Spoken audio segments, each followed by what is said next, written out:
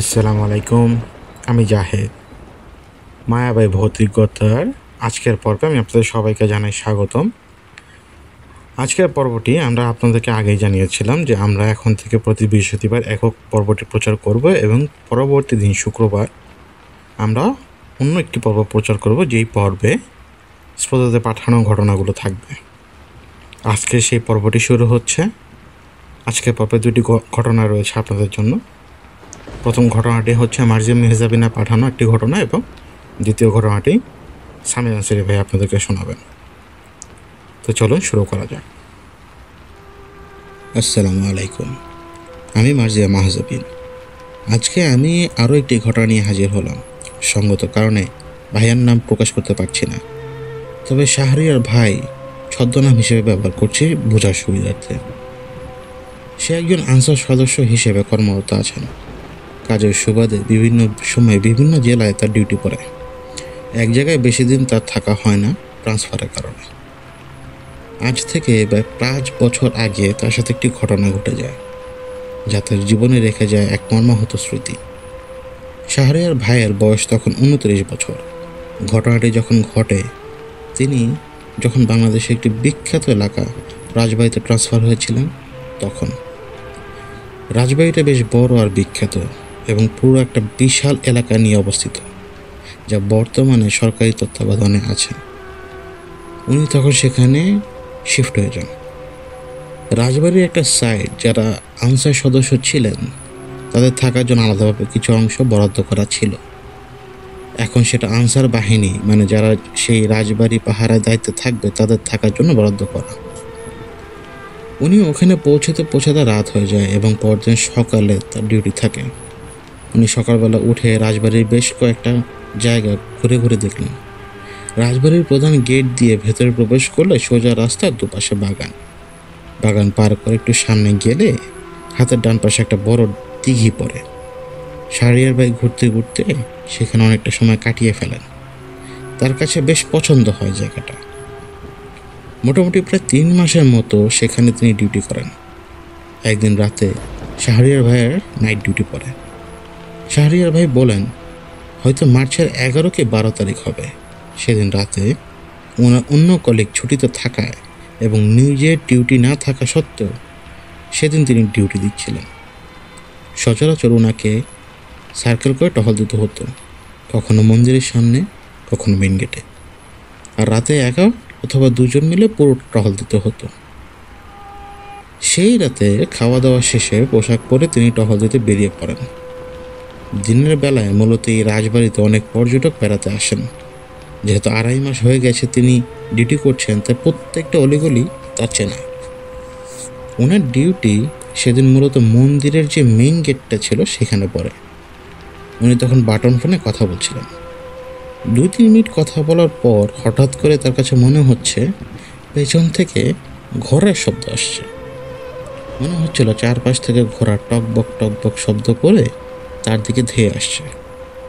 শব্দ শুনে স্পষ্ট বোঝা যাচ্ছিল যে শব্দ একটি বা দুটি ঘোড়ার নয়, কয়েকশো ঘোড়ার শব্দ। শাহরিয়ার ভাই মনের ভুল ভাবলেন। তাছাড়া এমনিতেও তিনি গ্রামের ছেলে ছিলেন আর মোটামুটি সাহসীও ছিলেন। উনি ভাবলেন, এত রাতে ঘোড়া নিয়ে কারা আসবে। তাছাড়া উনি ভেবেছেন, দিনের বেলায় যারা পর্যটকদের জন্য ঘোড়া সাওয়ারি করে তাদের মধ্য হতে থেকে কেউ হয়তো রাজবাড়ির ভেতর ঢুকে গেছে। আবার এইটাও ভাবলেন, রাজবাড়ির ভেতর দিকে যে মন্দিরটা আছে সেই মন্দিরের সাইডে আবার কিছু দোকানপাট আছে, হয়তো সেখানে লোকজন আসতে পারে। কিন্তু আবার এমনটা সম্ভাবনাও নেই। তাহলে কোথা থেকে এই শব্দটা আসছে? তিনি একা একাই হাঁটতে হাঁটতে সামনের দিকে চলে যান। উনি যখন সামনের দিকে যান, উনি খেয়াল করলেন ঘোড়ার শব্দটা জাস্ট ওনার পেছন দিক থেকে আসলো। উনি ফোনটা পকেটে ঢুকিয়ে হাঁটা শুরু করলেন। উনি হাঁটতে হাঁটতে বড় কাটারার সামনে গিয়ে দেখতে পেলেন একটা আলো দেখা যাচ্ছে। উনি ভাবলেন, কি ব্যাপার, এসব জায়গায় তো আলো আসার কথা না। উনি সামনের দিকে যান। সেখানে গিয়ে দেখতে পান বড় কাটারার যে জানালাগুলো আছে সেখানে কোনো দরজা নেই, জাস্ট লম্বা লম্বা কিছু শিক টাইপের থাকে যেগুলো, সেগুলো দেখা যাচ্ছে আগের দিনে বানানো যেই জানালাগুলো ছিল। উনি সেদিকে যায়, গিয়ে দেখে যে বড় কাটার ভেতর দুজন মহিলা বসে আছেন। আর তারা নিজেদের মধ্যে ফিস করে কথাবার্তা বলছেন। ঘরগুলো রাজারা বেঁচে থাকাকালীন সময় যেরকম খাট পালং ছিল, একদম সেইভাবে খাট পালঙ্ক দিয়ে ডেকোরেট করা। এটা দেখে ওনার খুব অদ্ভুত লাগে। আর উনি ভাবে, কি ব্যাপার, এগুলো এত রাতে কে সাজাবে? উনি জাস্ট চারদিকে ভালো করে তাকাতে তাকাতে উনি দেখতে পান ওনার চোখের সামনে আস্তে আস্তে সবকিছু কেমন যেন সেজে উঠছে। ধীরে ধীরে সবকিছু একেবারে আগের দিনে যেন ফিরে যাচ্ছে। যেভাবে রাজাদের সময় ডেকোরেশন ছিল, চারদিকটা কেমন যেন সেইভাবে সেজে উঠছে। এটা দেখে উনি সে বড় কাঠরে প্রবেশ করেন এবং একটা রুমের কাছে যান। ওখানে গিয়ে তিনি দেখতে পান যে কিছু মানুষজন বসে আছে, আর কিছু মানুষ সেই রুমটা সুন্দরভাবে জিনিসপত্র দিয়ে গুছাচ্ছে। চাষিরা কাঁধে করে বস্তা ভরে ধান যেভাবে রাখে ওভাবে রাখছে। প্রত্যেকটা দরজার সামনে প্রহরীর মতো লোকজন দাঁড়ানো। উনি দেখে একেবারে আগের মতো সময়কার ঘটনা এখানে ঘটছে। উনি মনে মনে ভাবতে থাকে, আমি কি আসলে ভুল কিছু দেখছি নাকি? সব কিছু কোথায় গেল?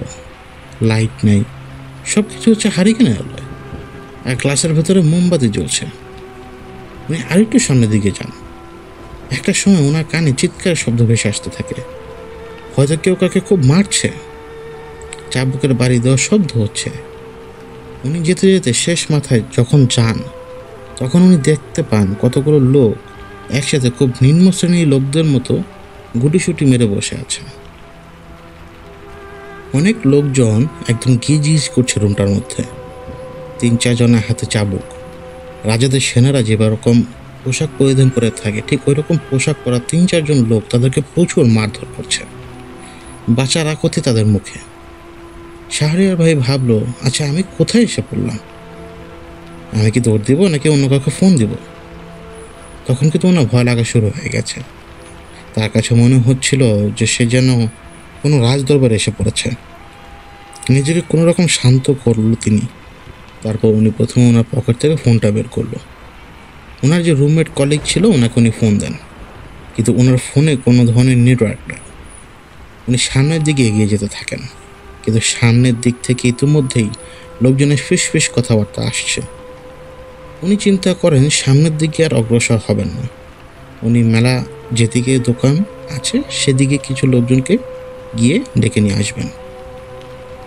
শাহরিয়ার ভাই যখন তাদেরকে ডাকতে যাবে, তখন উনি সেখানে গিয়ে দেখতে পান ওখানে কোনো ঘর বাড়ি নেই। যে দোকানগুলো ছিল সেগুলো নেই। ওই জায়গাটা একদম খোলা মাঠের মতো হয়ে গেছে।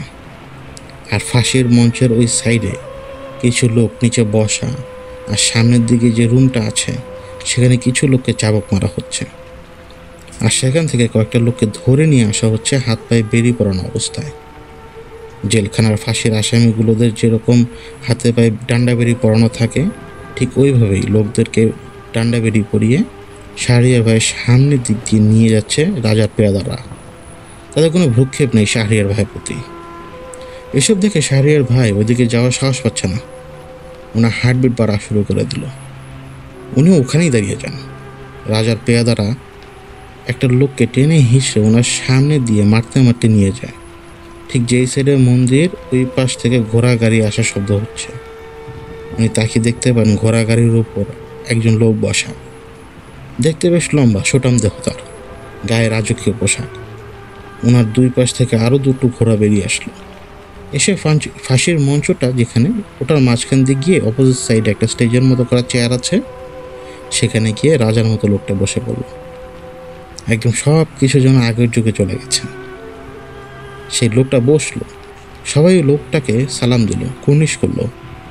এবার শাহরিয়ার ভাই দেখলো যে ওই লোকগুলোকে ধরে নিয়ে আসা হয়েছে ডান্ডাবেড়ি পরিয়ে। তাদেরকে ফাঁসির মঞ্চের সামনে নিয়ে দাঁড় করানো হয়। সেখান থেকে রাজার ইশারায় সিপাহীগণ 3 জন লোককে ফাঁসিতে ঝুলিয়ে দেয়। রাজাদের সাথে যদি কেউ অপরাধ করে, সে অপরাধের ফলে প্রজাদেরকে ফাঁসি ঠিক যেভাবে দেয়, সে 3 জনকেও একইভাবে ফাঁসি দেওয়া হয়। ফাঁসি দেওয়ার সময় সেখানে থাকা মানুষ জনতা কারো মুখে কোনো কথা আসেনি। সবাই চুপচাপ ফাঁসি কার্যক্রম দেখছে। ফাঁসিপ্রাপ্ত 3 জন আসামির মধ্যে 3 জনকে ফাঁসির মঞ্চের ফাঁসিতে ঝুলিয়ে দেওয়াকালীন সময়ে তাদের 3 জনের পা জমিন হতে আলাদা হয়ে যাওয়া মাত্রই থরথর করে কাঁপতে থাকলো। তাদের গলায় ফাঁসির রশির তীব্র চাপের দরুন চেহারায় রক্ত জমাট বেঁধে যায়। আর প্রায় 2-3 সেকেন্ড পরে তীব্র চাপের ফলে তাদের চোখ ফেটে তাদের কোটর থেকে বের হয়ে আসে। এবার টপ টপ করে সেখান থেকে রক্ত পড়তে থাকে। এর কিছুক্ষণ পরে সেই তিনজনের মুখ থেকে জিহ্বা অস্বাভাবিকভাবে বের হয়ে বাইরে বেরিয়ে আসে, আর ততক্ষণে তাদের সম্পূর্ণ চেহারা একটা বিচ্ছিরি নীল বর্ণ ধারণ করে। সেকেন্ডের মধ্যে তাদের চেহারার বিকট আর ভয়ানক রূপ ধারণ করল। তারপর রাজার ইশারায় ফাঁসিতে ঝুলন্ত সেই তিনজনের লাশ সিপাহীরা মাটিতে নামিয়ে রাখে। সেই সিপাহীগণ 3টা লাশের বুকের উপর দাঁড়িয়ে যায় আর দাঁড়িয়ে জোরে জোরে লাফাতে থাকে, যার দরুন সেই লাশগুলোর বুকের হাড়গুলো এক এক করে মটমট করে ভেঙে যাচ্ছিল, আর সেই হাড় ভেঙে যাওয়ার শব্দগুলো স্পষ্টভাবে শোনা যাচ্ছিল। এরপর সিপাহীগুলো তাদের বুক থেকে নেমে তাদের মুখ হাঁ করে ধরে এবং ভেতরে হাত ঢুকিয়ে দিয়ে খুবলে খুবলে কি যেন বের করে নিয়ে আসছিল। এগুলো বের করার সময় গ্যাদ গ্যাদ এক রকমের শব্দ হচ্ছিল। এটা দেখার পর শাহরিয়ার ভাইয়ের আরও ভয় লাগতে থাকে, উনি কাঁপতে থাকেন, কারণ উনি যা দেখছেন তা জীবন্ত এবং উনি যার মধ্যে এই মুহূর্তে আছেন তা এক মায়াজাল। উনি জাস্ট একটা চিৎকার দেন। সম্ভবত উনি আমাকে যেটা বলছেন, উনি আমাদেরকে যেটা বলেছেন, হয়তো উনি আল্লাহকে স্মরণ করে একটা চিৎকার দিয়েছিলেন। আর চিৎকার দেওয়ার সাথে সাথে ওনার দিকে সবাই এমনভাবে তাকায় মনে হচ্ছে যে ওনাদের চোখের চাহনি দিয়েই ওনাকে জ্বালিয়ে দেবে। সকলের চোখের দিকে তাকাতে তাকাতে চারদিক একদম অন্ধকার হয়ে যায়।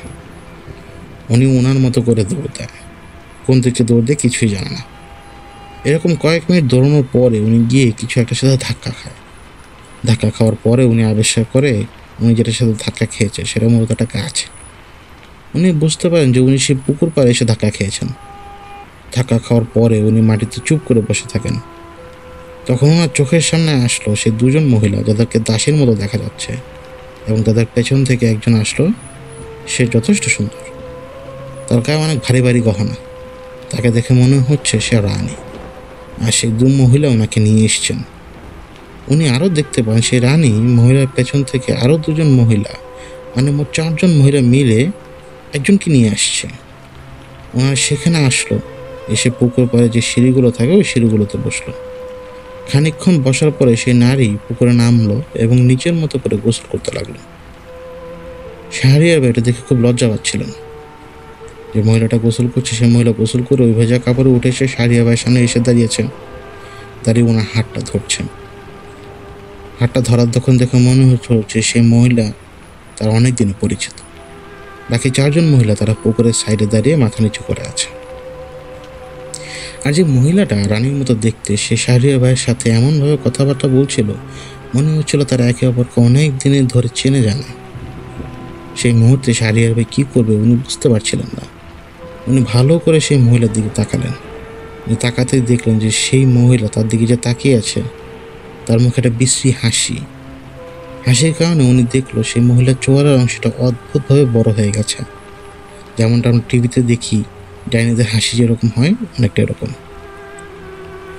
রানীর হাসির সাথে সাথে তার পেছনে থাকা দাসীগুলো ঠিক একইভাবে বিচ্ছিরিভাবে হাসি দিয়ে তার দিকে তাকিয়ে আছে। এরপর তার চোখ তাদের হাতের দিকে যায়, আর উনি দেখতে পান তাদের হাত বানরের মতো চিকন আর লোমে ভরা।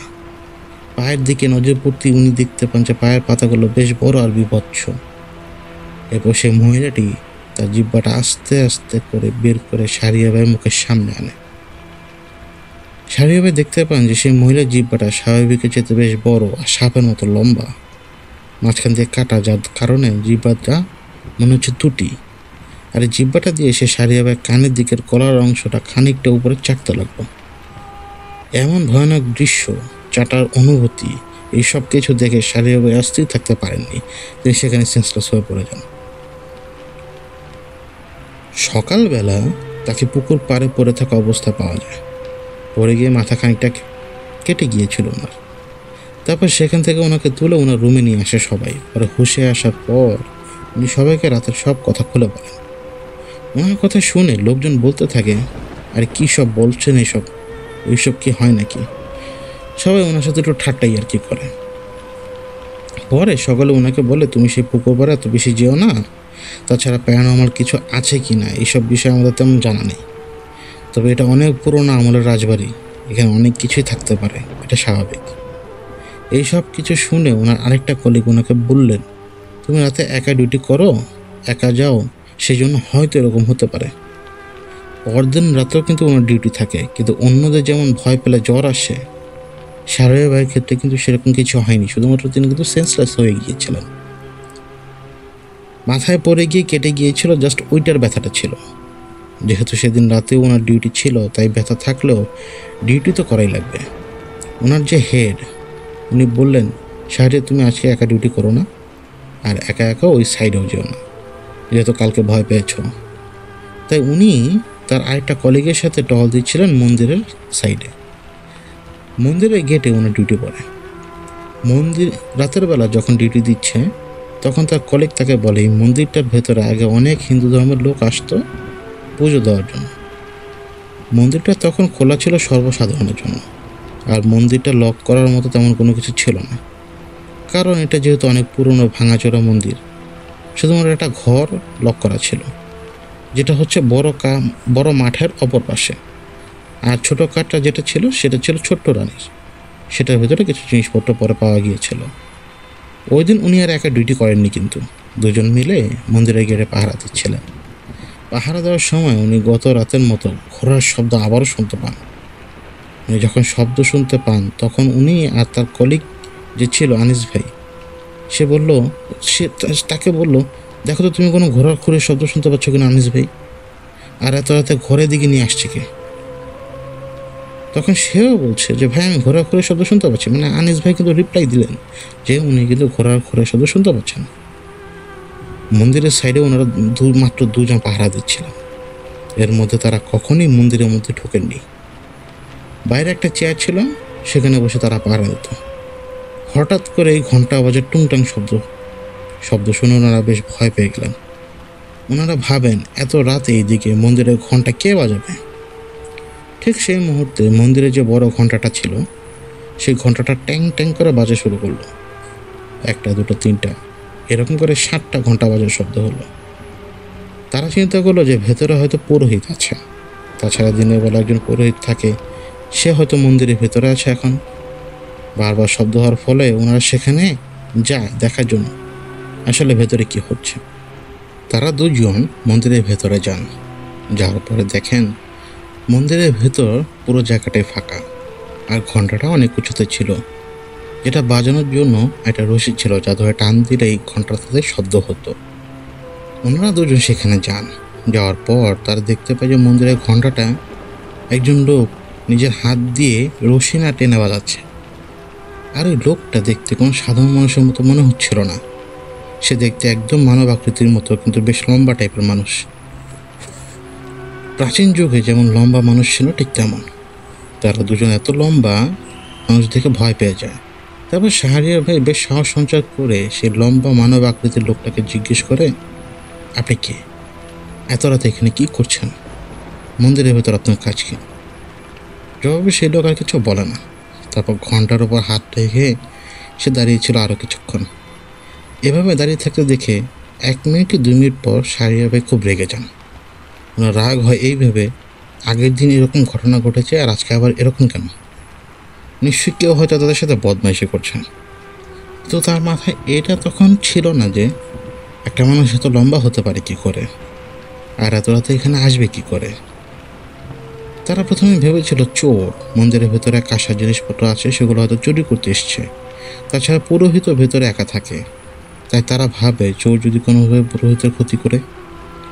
কিন্তু তারা সেই লোককে নানা কথা জিজ্ঞেস করলেও সে কোনো কথার উত্তর দেয় না। তিনি তার পায়ের বুট জুতা খুলে মন্দিরের ভেতর প্রবেশ করেন আর ওই লোকটাকে ধরতে যান। কিন্তু সেই লোকটা ধরতে না পেরে তার কোমরের সাথে ধাক্কা খেয়ে যান। শাহরিয়ার ভাইয়ের হাইট ছিল প্রায় 6 ফুটের মতো। উনি উপরের দিকে যখন তাকালো, তখন উনি দেখলো তিনি ওই লোকের কোমর সমান। ওই লোকটা এতটাই লম্বা যে তার কোমরের মধ্যে হাত দিয়ে জোরে জোরে দুটো ধাক্কা দেয়। জিজ্ঞেস করে, এত রাতে আপনি এখানে কি করছেন? আপনি কে? কেন এসেছেন? ধাক্কাটা দেওয়ার সাথে সাথে সেই লোক তার দিকে ঘুরে তাকায়। সেই লোকটার চেহারার দৃশ্য দেখে সে কিছুক্ষণের জন্য স্তব্ধ হয়ে যায়। লোকটার চেহারা ছিল একটা হিংস্র জানোয়ারের মতো, বিশ্রী বিকট দাঁত, ভয়ানক লাল চোখ। সে পেছনে ঘুরে তাকাতে একটা হুঙ্কার দিল সিংহের মতো আর বলল যে, আমাকে ছোঁয়ার স্পর্ধা তোকে কে দিয়েছে? আমাকে স্পর্শ করা এত বড় স্পর্ধা তো। এটা বলতে দেরি শাহরিয়ার ভাই আর ওনার কলিগ যে ছিল তাদের আর কোনো কথা নেই। এই দৃশ্য দেখে তারা রীতিমতো সেখান থেকে দৌড় দেয়। তারা কোথায় যাচ্ছে, কি করছে তারা নিজেরাও জানে না। দুইজন দুই দিকে দৌড়াতে দৌড়াতে আলাদা হয়ে যায়। শাহরিয়ার ভাই দৌড়ে পড়ে গিয়ে মাঠের এক সাইডে যে প্রাসাদটা আছে ওই প্রাসাদের একটা পিলারের সাইডে যেয়ে জাস্ট চুপ করে দাঁড়িয়ে থাকেন। দাঁড়িয়ে দেখতে থাকেন যে আশপাশে কেউ আছে কিনা। যখন তিনি পিলারটা ধরে দাঁড়ায় ঠিক তখন ওই প্রাসাদের মেইন গেট যেটা সেটা আচমকা ক্যাচ ক্যাচ শব্দ করে খুলে যায়। সে পেছনে ঘুরে তাকায় আর দেখতে পায় যে একটা মহিলা সেখান দিক দিয়ে ভেতরে প্রবেশ করছে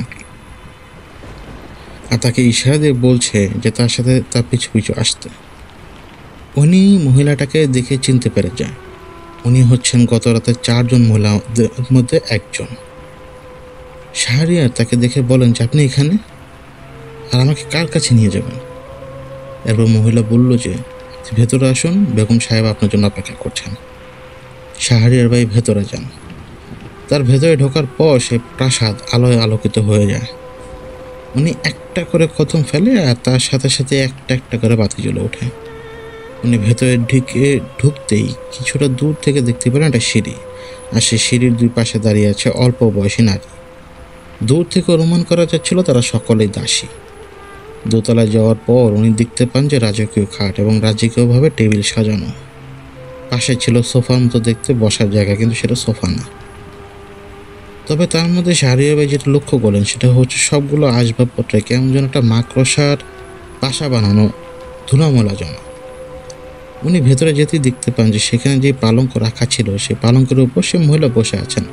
তাকে দেখতে সুন্দর লাগছিল, কিন্তু তৎক্ষণাৎ মহিলাটিকে দেখে তার আগের রাতে ঘটে যাওয়া ভয়ানক দৃশ্যের কথা মনে পড়ে যায়।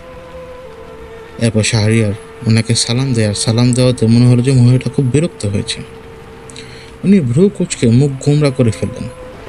তারপর খুবই বিরক্ত স্বরে মহিলাটাকে বসো বলে ইশারা দিলেন। মহিলাটি তাকে বসো বলে ইশারা দিলেন। শাহরিয়ার ভাই তার কথা মতো বসলেন। বসার পরে রানীর সঙ্গে থাকা সেই দাসী মহিলা চলে যায়। তার চলে যাওয়ার পর একটু পর আরেকজন দাসী এসে শাহরিয়ার ভাইকে একটা কাঁসার গ্লাসে কিছু একটা দেয়। সেটা শরবত বা পানি জাতীয় কিছু ছিল। শরবত দেওয়ার পর মহিলা তাকে খাওয়ার জন্য ইশারা করলো। শাহরিয়ার ভাই বলল, আমি খাবো না, আমার খুব ভয় লাগছে।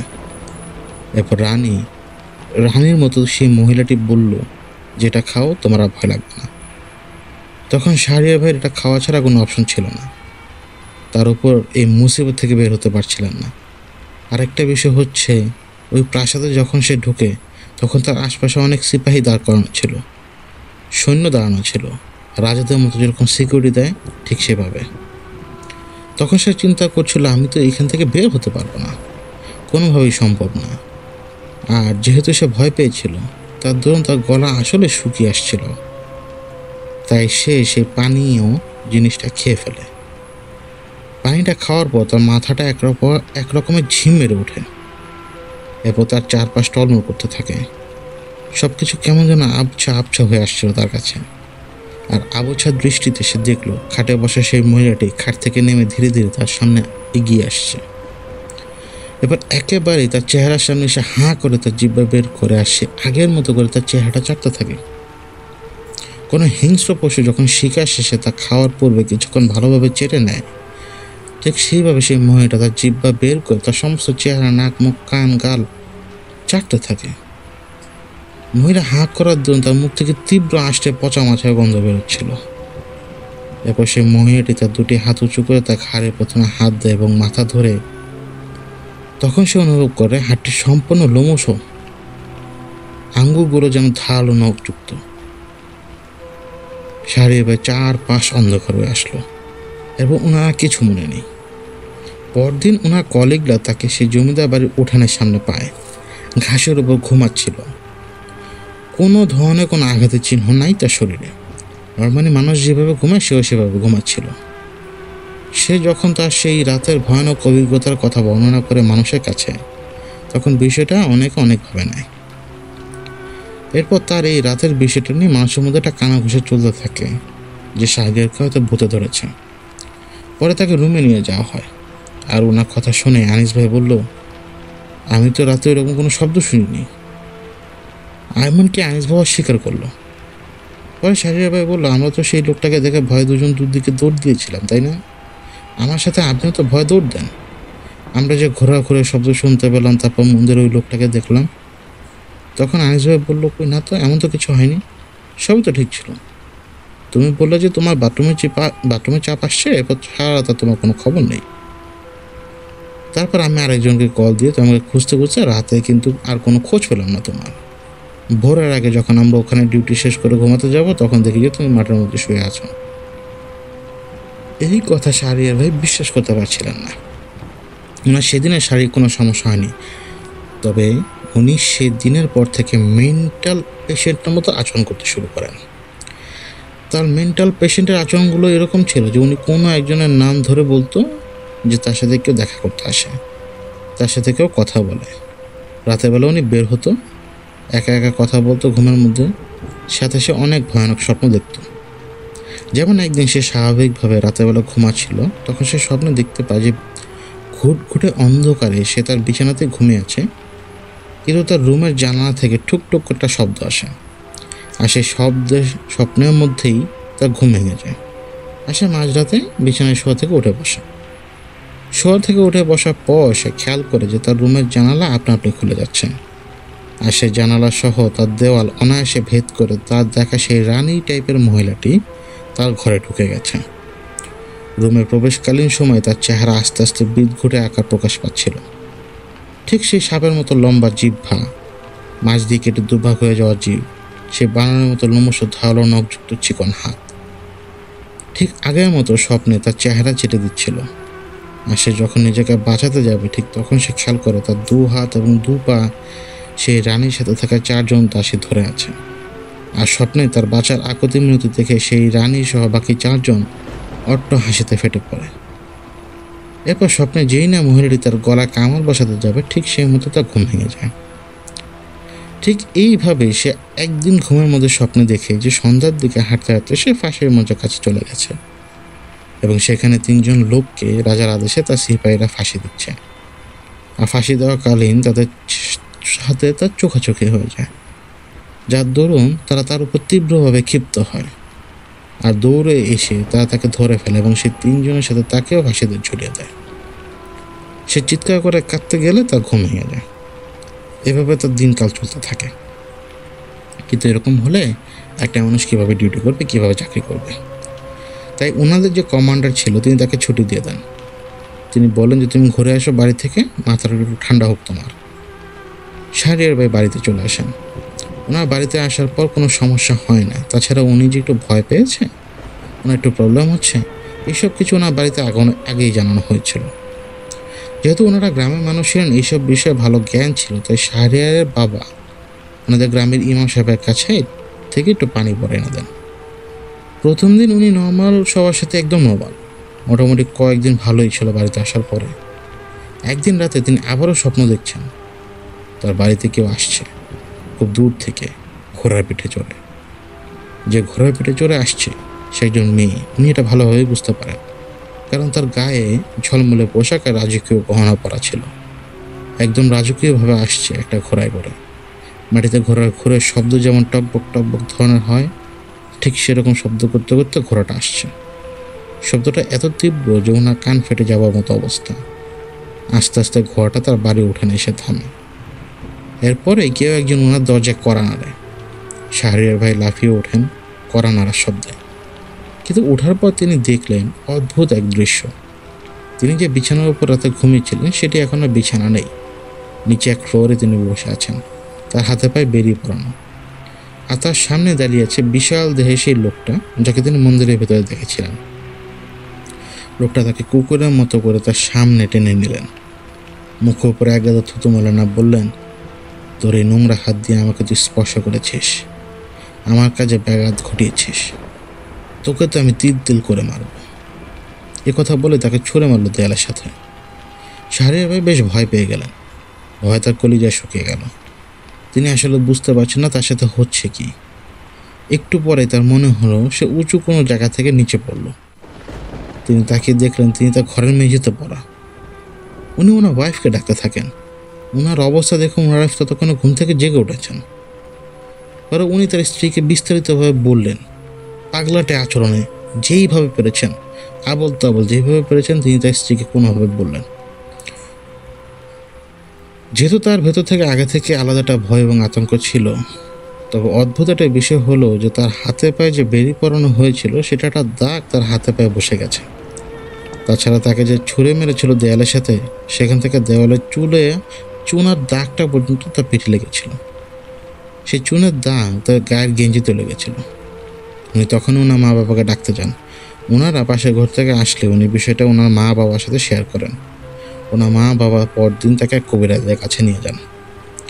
নেওয়ার পরে কবিরাজ কিছু রিচুয়াল করার পরে বলে যে উনি এখন কিছু জানাতে পারবে না, আগামীকাল সন্ধ্যায় জানাবে। এরপর কিছু পানি পড়া ধরিয়ে দেয়, বলে এটা ঘরে ছিটিয়ে দিতে।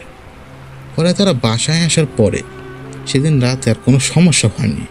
পরের দিন যখন তার বাবা তাকে নিয়ে কবিরাজের কাছে যায়, তখন কবিরাজ তাকে বলেন যে উনি ট্রিটমেন্ট করতে পারবেন না, কারণ উনি এই কাজে হাত দিলে ওনারও বিপদ হতে পারে। তবে শাহরিয়ার ভাই এটা খারাপ জিনের নজরে পড়েছে। যেই জায়গাটাতে সে থাকতো ওই জায়গাগুলোতে যাতায়াতের কারণে হয়তো কোনোভাবে তাদেরকে বিরক্ত করেছে। কোনো না কোনোভাবে তার কাছে জিনটা, তার কাজে তার কর্মে জিনটা বিরক্ত হয়েছে। এই জন্য সে এখন ছাড়বে না তাকে। কবিরাজ অনেকভাবে চেষ্টা করেছে, কিন্তু সেই জিনকে সে হাজির করাতে পারেনি, বরং উল্টো কাল রাতে তার বাড়িতে হামলা করেছিল সেই জিন। টুকটাক কিছু তদবির নিয়ে কবিরাজের কাছ থেকে বিদায় নেন তারা। কবিরাজ তাদেরকে এটাও বলেন যে বড় কোনো আলেম বা কোনো কবিরাজের সন্ধান করতে। তারপর সেদিন যখন গ্রামের রাস্তা দিয়ে বাড়ি ফিরে আসছিলেন, তখন শাহরিয়ার দেখতে পান দূর থেকে সে লম্বাটে ব্যক্তি দাঁড়িয়ে আছে, আর দূরে দাঁড়িয়ে আছে তার দিকে তাকিয়ে তাকে হাসছে।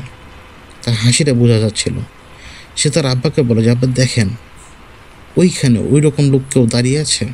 এটা বলার পর না আব্বা যখন সেদিকে তাকায় উনি আসলে কিছু দেখেননি।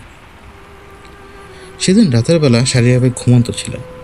এর মধ্যে আগের রাতের মতো উনি স্বপ্ন দেখতে পান আবার কেউ একজন আসছে। মনে হচ্ছে কোনো একটা বহর নিয়ে কেউ আসছে। অনেকগুলো ঘোড়া একসাথে দৌড়িয়ে আসলে যেরকম শব্দ হয় ঠিক সেরকম শব্দ হচ্ছে। এক পর্যায়ে ওনার ঘুম ভেঙে যায়, ওনার ভয় লাগতে থাকে। একটা সময় ওনার দরজায় টোকা দেওয়ার শব্দ পায়। ওনার ওয়াইফ ওনার পাশে শোয়া ছিল। উনি ওনার ওয়াইফকে ডাক দিচ্ছে, তাও ওনার ওয়াইফ চোখ মেলে তাকাচ্ছে না। হঠাৎ কেউ একজন দরজা লাথি মেরে ভেঙে ফেললো। ভাঙার পর কতগুলো লোক হুমো করে ঘরে প্রবেশ করে এবং তাকে টেনে হিঁচড়ে ঘর থেকে বের করে নিয়ে যায়। তবে আজব একটা বিষয় হলো, যেটা উনি বলছেন তা হলো সেই সৈন্যগুলো সব ছিল ট্রান্সপারেন্ট, অদৃশ্যর মতো। মানে তাদের ভেতর দিয়ে অপর পাশে সব কিছু দেখা যাচ্ছিল, যেন তাদের শরীরটা স্বচ্ছ কাচের তৈরি। শাহরিয়ারকে ধরে নেওয়ার পর একটা মাঠের মতো জায়গায় নিয়ে দাঁড় করায়, যেটা হচ্ছে রাজবাড়ির ওই মাঠের পরে বড় রানীর জন্য তৈরি যে প্রাসাদ, সেই প্রাসাদের মতো, যেটা হচ্ছে বড় কাটা নামে পরিচিত। ওই বড় কাটার সামনে নেওয়ার পরে উনি দেখতে পান যে ওনার আব্বা, মা এবং স্ত্রী ওইখানে বাঁধা অবস্থায়।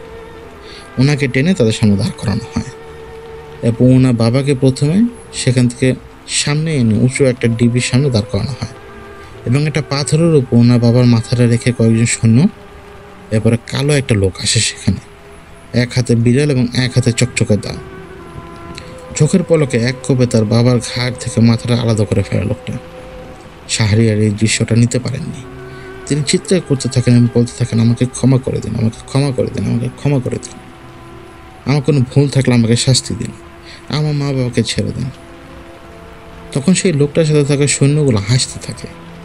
হঠাৎ হাসি থামিয়ে বলে, ঠিক আছে তোকে মাফ করব, তবে একটা শর্ত আছে। তিনি বলেন, কি শর্ত? তখন সেই লোকগুলো বলে, তোর প্রথম সন্তান আমাদের জন্য উৎসর্গ করবি, আর এই কথা কারোর সাথে শেয়ার করতে পারবি না। শাহরিয়ার এক মুহূর্ত দেরি না করে রাজি হয়ে যান। আসলে তিনি ভাবেননি কোনো সন্তানই তো নেই, তাই তিনি সহজে রাজি হয়ে যান। এরপরে তিনি অনুভব করলেন তার চোখে কেমন যেন ঘুম চলে আসছে। তিনি শরীর ছেড়ে দিলেন। এরপর যখন ঘুম ভাঙল তখন তাকে বিছানায় শোয়া অবস্থা পেলেন নিজেকে। সকালবেলা উঠে তিনি একেবারেই স্বাভাবিক ছিলেন, আর রাতের কথাটা তার মাথায় ছিলই না। তিনি দেখলেন তার বাবা, মা, স্ত্রী সবই তো ঠিক আছে, তিনি স্বপ্ন ভেবে পাত্তা দিলেন না। এরপর প্রায় 1 বছর চলে যায়, তাদের আর কোনো ধরনের সমস্যা হয়নি। এর মাঝে তিনি পরিবারসহ সেখান থেকে শিফট হয়ে চট্টগ্রাম চলে আসেন এবং তার একটা ছেলে সন্তানও জন্ম নেয়, যার বয়স তখন 1 মাসের মতো। আর এর মধ্যে যেহেতু তাদের সাথে কোনো কিছু ঘটেনি আর তিনি নিজে ওই লোকগুলোকে দেখেনি, তাই তিনি প্রায় ভুলে গিয়েছিলেন যে ওই লোকগুলোকে তার দেওয়া শর্ত বা তার দেওয়া কথা। ঠিক যেদিন তার সন্তানের বয়স 41 দিন হবে, সেই রাতে তিনি ডিউটি শেষ করে বাসায় ফিরছিলেন। হঠাৎ রাস্তা ক্রস করার সময় তিনি দেখতে পান যে তার পাশে থাকা ফ্লাইওভারের নিচে ওই বিদঘুটে লোকটা দাঁড়ানো। শাহরিয়ার ভাইয়ের বুকে একটা চাপ অনুভব করলেন, ছ্যাদ করে উঠল তার বুকের মধ্যে। তিনি যত দ্রুত সম্ভব বাসায় গেলেন এবং তার বাবার সাথে বিষয়টা শেয়ার করলেন। তার বাবা যেহেতু জানতেন আগে থেকে, তাই দেরি না করে তার বাবা সেই রাতে তাদের এলাকার একজন আলেমের কাছে তাকে নিয়ে যান, যিনি কিছুদিন হলো তাদের জামে মসজিদের ইমাম হিসেবে জয়েন করেছেন। এবং এই আলেম সাহেব ইতিমধ্যে তাদের এলাকায় বেশ সাড়া ফেলে দিয়েছেন কিছু প্যারানর্মাল বিষয়ে কাজ করে। উনি জিন দ্বারা এলাকার মানুষের বিভিন্ন সমস্যার সুরাহা করার চেষ্টা করছিলেন। আলহামদুলিল্লাহ সবাই ভালো ফলাফল পায় এবং বেশ দূর দূরান্ত থেকেও তার কাছে লোকজন আসে। শাহরিয়ার ভাইয়ের বাবা তার কাছে যাওয়ার পর তিনি সেই রাতে মোবাইলে শাহরিয়ার ভাইকে কিছু তদবির দেন যাতে রাতটা কোনোভাবে পার করা যায়, আর বলেন যে পরদিন যেন তিনি তার স্ত্রী সন্তান নিয়ে গ্রামে চলে যায়। রাতে শাহরিয়ার ভাই শুয়ে আছেন আর তার স্ত্রী সন্তান সহ। হঠাৎ ঘোড়ার পায়ের শব্দটা তার ঘরের চারপাশে ঘুরছিল। শাহরিয়ার আগে থেকে আজ করতে পারছিলেন যে তিনি আর তার স্ত্রী ঘুমাননি। শব্দটা কয়েকবার ঘরের চারপাশে প্রদক্ষিণ করার পর হুট করে একটা ভারী কণ্ঠে বলে উঠল, আমার জিনিস আমাকে দিয়ে দেয়, দরজা খুলে বাইরে আয়। শাহরিয়ার ভাই কোনো কথা বলেন না। তিনি উঠে তার ছেলেকে কোলে নিয়ে চুপ করে বসে রইলেন। দৌড় পড়তে লাগলেন উচ্চ স্বরে। ওদিকে বাইরে ঘোড়ার পায়ের শব্দ তার মস্তিষ্কে এসে বাড়ি মারছিল। বাইরে থেকে সে ভারী কণ্ঠ আবারও বলে উঠল, কথার খেলাপ করিস না, মূল্য দিতে পারবি না কিন্তু, আমার জিনিস আমায় দিয়ে দে। শাহরিয়ার কোনো কথা বলছিলেন না, তিনি চুপচাপ হজম করতে লাগলেন। সারা রাত এমনি বাইরে থেকে যা হয়েছিল তা মনে হচ্ছিল যেন সে ঘর ভেঙে ফেলবে। বাইরে যারা আছে তারা চেষ্টা করছিল তাদের ছেলেটাকে রক্ষা করার জন্য, শারীরিকভাবে চেষ্টা করছিল তাদের ছেলেটাকে রক্ষা করার জন্য, কিন্তু তাদের ঘর এমনভাবে নড়ছে মনে হচ্ছে যেন ভূমিকম্প হচ্ছে। সারা রাত এমন তাণ্ডব চলে একেবারে ভোর পর্যন্ত। সকালের আলো কোনো রকম ফোটার সাথে সাথেই শাহরিয়ার ভাই তার গ্রামের বাড়িতে চলে যান। গ্রামের বাড়ি যাওয়ার পর সেদিন সন্ধ্যায় তারা ওই কবিরাজের বাড়ি যাবে বলে চিন্তা করে। যেদিন তারা কবিরাজের বাড়ি যাবে ঠিক ওই দিন এর আগের দিন রাতের বেলা শাহরিয়ার ভাইয়ের মা আর বাবার সাথে তিনি ঘুমিয়েছিলেন। প্রচণ্ড ভয়ের কারণে তারা সবাই এক রুমের মধ্যে ছিলেন। সে ঘুমের মধ্যে শাহরিয়ার ভাইয়ের বাবা স্বপ্নে দেখতে পান যে এক বিশাল দেহী হিংস্র পশুর মতো দেখতে একটা লম্বা দানব আকৃতির লোক ঘোড়া দিয়ে টকবক করতে করতে তার বাড়ি উঠে এসে থেমেছে। তার হাতে ছিল বিশাল এক রামদা, যা ছিল কাপালিকের রামদার মতো, যা এত বড় এত বেশি ধারালো যে দূর থেকে দেখতেই চকচক করছিল মনে হচ্ছিল। স্বপ্নে শাহরিয়ার ভাইয়ের বাবা সে ভয়ানক লোকটিকে দেখে বেশ বিস্মিত হয়ে যান আর জিজ্ঞেস করেন, কে আপনি? সে হিংস্র পশুর ন্যায় লোকটি রাগে ক্ষোভে রক্তচক্ষু দিয়ে ঘোড়া থেকে এক লাফে তার সামনে এসে সে ধারালো রামদা তার গলায় জোরে স্পর্শ করিয়ে বলে, আমি কে এটা তুই এত ছেলে ভালো করে জানিস। অনেক বড় ভুল করেছিস, তোরা অনেক বড় ভুল করেছিস, বিশেষ করে তোর ছেলে অনেক বড় ভুল করেছে। সে তার ওয়াদার খেলাফ করেছে, যার মাসুল তোকে দিতে হবে। এই যে রামদার দেখছিস না, এটা দিয়ে আমি তোর গলা কেটে আমার ভোগ হাসিল করব। তোর ছেলের ভুলের মাসুল তোকে দিতে হবে। এই কথা বলে সে যখনই সেই রামদান নিয়ে তার গলায় ঘা দিতে যাবে ঠিক সেই সময় তার ঘুম ভেঙে যায়। ফজরের আজান শুনতে পান তারা। শাহরিয়ার ভাইয়ের বাবা বুজুর্গ লোক ছিলেন, তিনি কিছুটা আঁচ করতে পারছিলেন যে সামনে কিছুটা খারাপ হতে যাচ্ছে। আর ঠিক এই একই দিনে শাহরিয়ারও তার বাবাকে নিয়ে দেখতে পায় একটা স্বপ্ন। শাহরিয়ার তার বাবাকে নিয়ে স্বপ্ন দেখতে পায় তার বাবার সাথে রাস্তা দিয়ে যাতায়াত করার সময় হঠাৎ সে হিংস্র পশুর ন্যায় লম্বা চেহারার লোক তার পথে বাধা হয়ে দাঁড়ায়, আর তার বাবা তাকে একা ফেলে আগে চলতে থাকে। সে লম্বা লোকটি তার সামনে তার পথে বাধা হয়ে দাঁড়ায়। এসে দাঁড়ানো মাত্রই ঠিক তার বাবার দেখা স্বপ্নের মতো শাহরিয়ারকে বলতে থাকে, অনেক বড় ভুল করেছিস তোরা, অনেক বড় ভুল করেছিস, বিশেষ করে তুই অনেক বড় ভুল করেছিস। তুই তোর ওয়াদার খেলাপ করেছিস, যা মাসুল তোকে দিতে হবে। তোর ছেলেকে ভোগ হিসেবে দেওয়ার কথা ছিল, কিন্তু তুই সেটা দিস নাই। এখন তোর বাবাকে আমার ভোগ বানাবো, তার রক্ত দিয়ে আমি কৌশল করব।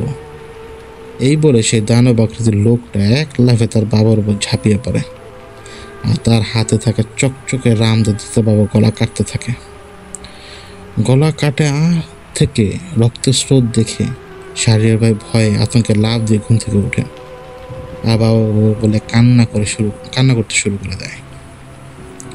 তার বাবা পাশের ঘর থেকে দৌড়ে আসে, এসে ছেলেকে কিছুটা ধাতস্থ করে। এরপর ফজরের আজান শুরু হয়। স্বপ্নের কথা সকালে সবাই ভুলে যায়। তারপর তারা দুজন সকালে কবিরাজের বাড়ি যাওয়ার উদ্দেশ্যে বাসা থেকে বের হয়। রাস্তা দিয়ে যাওয়ার সময় যেই তার বাবা রাস্তা পার হতে যাবে, হুট করে আচমকা তার বাবাকে একটা ট্রাক এসে ধাক্কা দেয়। শাহরিয়ার ভাইয়ের বাবা তৎক্ষণাৎ রাস্তার উপর পড়ে যায় এবং গাড়ির পেছনের চাকাটা তার বাবার গলার উপর দিয়ে চলে যায়। তার বাবার মাথাটা বডি থেকে একেবারে আলাদা হয়ে যায়, সাথে সাথে তিনি মৃত্যুবরণ করেন। শাহরিয়ার সামনে দৃশ্যটা হয়, তার ফ্যামিলি সহ তার মা ভেঙে চুরমা হয়ে পড়েন। এরপর লাশ নিয়ে যায় সদরে। তারা কোনো রকমের গলাটা বডির সাথে সেলাই করে পুলিশের ঝামেলা শেষ করে পরদিন সকালে লাশ নিয়ে আসেন। তারা কোনো মামলা করেননি, যেহেতু তার ট্রাক ধরতে পারেননি। তাছাড়া ওই রোডটা যে কবিরাজের বাড়ি যাচ্ছিল, ওই রোডটাই হচ্ছে হাইওয়ে রোড, যেটা দিয়ে একদম শহর পর্যন্ত যাওয়া আসা করা যায়। তাছাড়া গাড়ির ড্রাইভারকেও চিহ্নিত করতে পারেনি কেউ।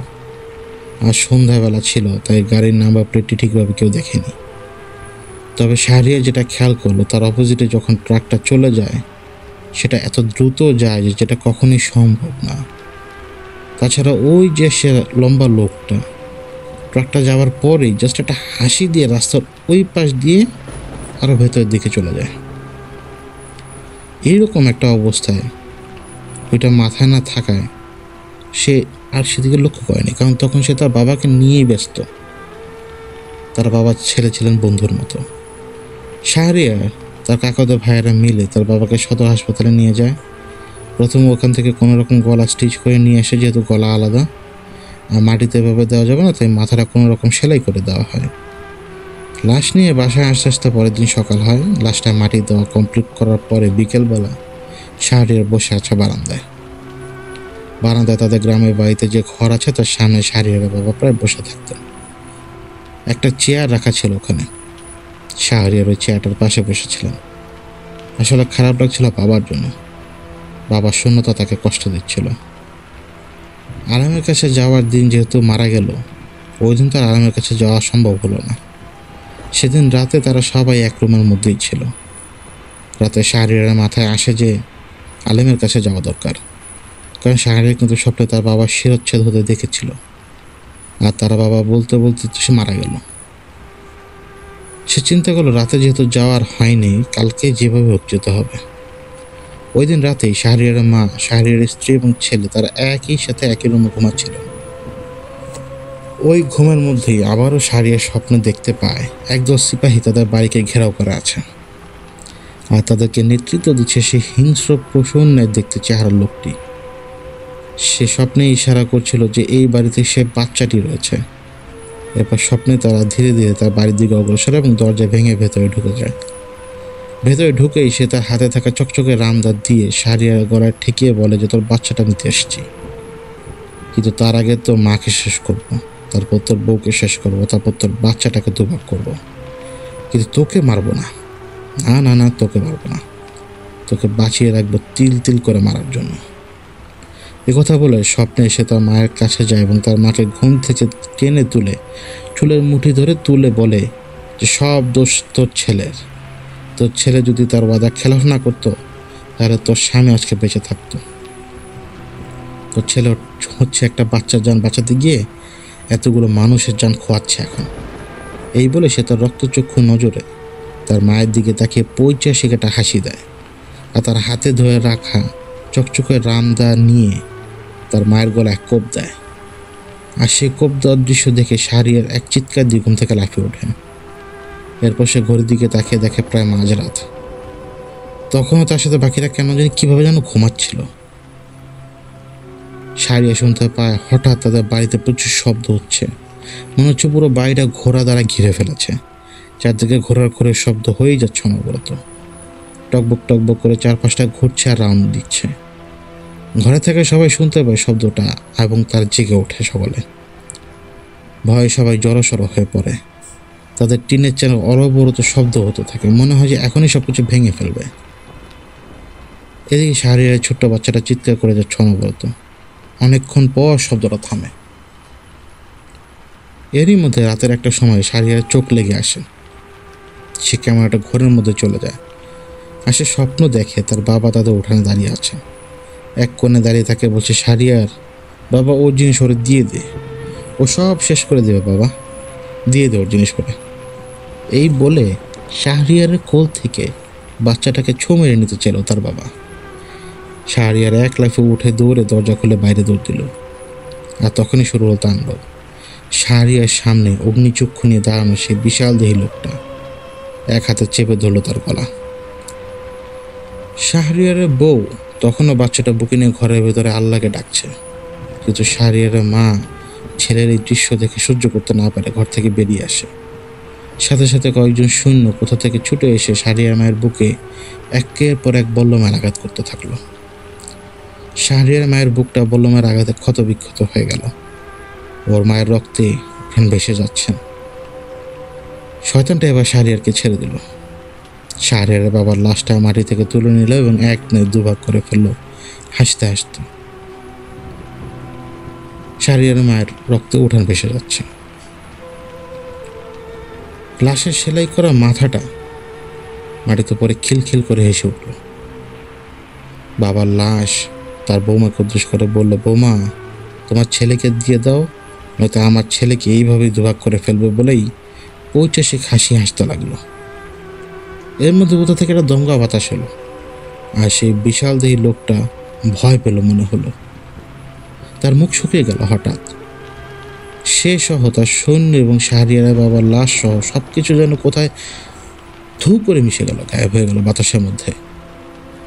শাহরিয়া কোনো মতে মায়ের লাশের সামনে গিয়ে জ্ঞান হারালো। ফজরের আজান শুরু হলো চারদিক থেকে। যেন একটা প্রশান্তি আর স্বস্তি সবকিছুর উপর পড়ল। শাহরিয়ারের স্ত্রী কোলের বাচ্চা নিয়ে বাইরে এসে চিৎকার করতে লাগলো। আশপাশের মানুষ ছুটে এলো চিৎকার শুনে। তারপর তারা শাহরিয়ার আর তার মাকে হাসপাতালে নিয়ে গেল। শাহরিয়ারের মা মারা গিয়েছিলেন। শাহরিয়ারও সুস্থ হয়। এরপর তার মায়ের দাফন কাফন শেষে সেই দিনই তার আলেমের কাছে যায়। আলেম কীভাবে কী করেছিল সেটা বারণ থাকায় তিনি সেটা শেয়ার করেনি কারোর সাথে। তবে তার যে সমস্যা ছিল সেটি সমাধান হয়েছে। আরও একটা বিষয় হলো, শাহরিয়ারের মাকে যখন সবাই উঠানে পেয়েছিল তখন তার শরীরে কোনো আঘাত বা রক্ত ছিল না। তবে লাশের ধরন দেখে আন্দাজ করা হয়েছিল যে ইন্টারনাল ব্লিডিং হয়েছে প্রচুর। এটা আসলে কিভাবে কিসের জন্য হয়েছে সেটা ফাইন্ড আউট করা যায়নি। এটাই ছিল ঘটনা। এটাই ছিল জমিদার বাড়ির ভূত ঘটনাটি। এই ঘটনাটি কালেক্ট করেছেন মার্জিয়া মেহজাবিন, ভৌতিকতার একজন মডারেটর, আপনাদের জন্য।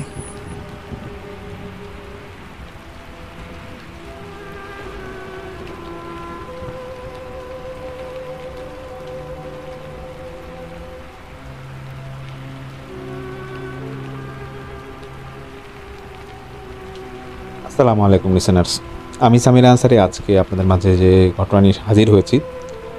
এই ঘটনাটি যে ভাই আমাকে পাঠিয়েছেন ওনার নাম পরিচয় সবই আমি বলবো। তবে এই ভাইকে আমি শুরুতেই অসংখ্য ধন্যবাদ দেবো এই কারণে যে অনেক দিন ধরে তিনি আমার সাথে যোগাযোগ করছেন, আমাকে নক করেছিলেন যে ভাই এরকম একটা ঘটনা আছে, আমার পারিবারিক একটা ঘটনা, ওনার স্ত্রীর সাথে ঘটে যাওয়া একটা ঘটনা। তো আসলে আমাদের ক্ষেত্রে হয় কি, এরকম অনেকেই কিন্তু নক করে বলে যে ঘটনা আছে, ঘটনা শেয়ার করে, পরে কিন্তু পরবর্তীতে করে না। আবার দেখা যায় অনেক সময় দেখা যায় ঘটনা কমন ঘটনা থাকলে সেটাও আমরা আসলে সিলেক্টেড হয় না এই ঘটনাগুলো। তো যে ভাই পাঠিয়েছেন ঘটনার নাম সুমন ভাই। সুমন ভাইকে আমি আবারও বলছি যে তিনি যে ঘটনা দিয়েছেন আমার কাছে বেশ ভালো লেগেছে এবং তিনি এই ঘটনা পাঠানোর আগে আমাকে বলেছেন যে সামির ভাই, আমার ওয়াইফের সাথে যে এই সমস্যাগুলো হচ্ছে, এটা একটা ভিডিও আমি আপনাকে দিব, ভিডিওটাকে দেখেন, দেখার পর তারপর আমি আপনাকে ঘটনা দিব। তো আমাকে তিনি সেই ভিডিও পাঠিয়েছিলেন, তো সেই অনুযায়ী আজকে ওনার এই ঘটনা শেয়ার করা। যাই হোক, দেরি করব না, চলে যাব ঘটনা। এবং তিনি ঘটনার শুরুতে আমাদের ভৌতিকতা টিমকে ধন্যবাদ জানিয়েছেন, বিশেষ করে আলিফ ভাইকে আমাকে ধন্যবাদ জানিয়েছেন। এবং এত সুন্দর সুন্দর এরকম আমরা ঘটনা, ভয়ের ঘটনা সবার মাঝে শেয়ার করছি, এই কারণে আপনাকেও ভাই ধন্যবাদ আমাকে ঘটনা পাঠানোর জন্য। তো এই ঘটনা যেভাবে শুরু হয়েছে আপনাদের মাঝে আমি শেয়ার করছি।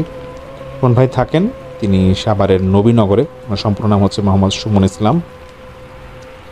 তো ঘটনাটা ওনার স্ত্রীর সাথে ঘটে যখন ওনার বউর বয়স হবে 12 বছর। তো এটা শুরু হয় আসলে একটা ইনসিডেন্ট দিয়ে, যেটা আপনারা শুনলে সবাই বুঝতে পারবেন। ওনার স্ত্রীর নাম হচ্ছে তমা। তো সুবিধার্থে, ঘটনার সুবিধার্থে তিনি বলেছেন যে তমা নাম ধরে বললেও কোনো সমস্যা নাই, তিনি তার স্ত্রীর নাম এখানে তমা যেতে বলেছেন। যাই হোক, তো ওনার স্ত্রী তমা তখন তিনি ক্লাস 8-এ পড়তেন। দিনটা ছিল বৃহস্পতিবার। স্কুল থেকে দুপুরবেলা বাসায় এসে বই রেখে খেলতে যাবে। তো সেই মুহূর্তে সুমন ভাইয়ের শাশুড়ি বলে যে তুই যে খেলতে যাবি, তোর জন্য ভাত আর ভাজা মাছ রেখে গিয়েছি, তুই এটা খেয়ে নে। তো খাবার জন্য ওনার সেই তমা ভাবে তিনি তখন গিয়েছিলেন খেতে। কিন্তু যেটা হয় যে তিনি আসলে একটু দুষ্ট প্রকৃতি ছিলেন, তো তো ভাতটা না খেয়ে তিনি তখন করে কি, ভাজা যে মাছটা আছে সেটা নিয়ে তিনি বের হয়ে পড়েন। এবং তিনি সেটা আস্তে আস্তে খেতে খেতে ওনার খেলার যেখানে খেলতে যাবে সেখানে চলে যায়। তো বাসা থেকে কিছুটা দূরে একটা তাল গাছ ছিল। সেই তাল গাছে আবার জিন থাকতো। অনেকেই সেটা বলতো জিন থাকতো, কিন্তু কেউ প্রমাণ পেয়েছিল, কেউ আবার পায় নাই। এর জন্য আসলে ওভাবে দিনের বেলা জিন থাকতে পারে সেটাও কেউ বিশ্বাস করেনি। তো তেমনভাবেই সেই গাছের নিচে গিয়ে তখন তিনি ভাজা মাছটা সম্পূর্ণভাবে খেতে থাকেন। তো হঠাৎ করে সেই জিনের নজর আসে ওনার স্ত্রী তমার উপরে। কিন্তু এটা ওনার সেই স্ত্রী, সুমন ভাই স্ত্রীটা বুঝতে পারে নাই। তো সেই তমাভাবে তিনি খেলা শেষ করে বাসায় আসে মাগরিবের আগে। তখন পর্যন্ত ওনার কিছু হয় নাই। তো রাতের খাবার নাকি শেষ করে যখন রুমে গিয়ে শুতে যাবেন, তো ওনার ঘুমটা ভালোভাবে শুরু হয়।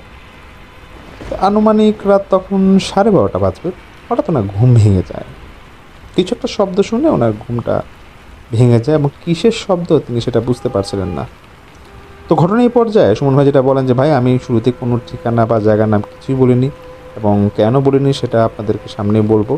এবং তার পাশাপাশি তিনি বলছেন যে দেখেন ভাই, সমস্যাটা কিন্তু আসলে সবার এক না।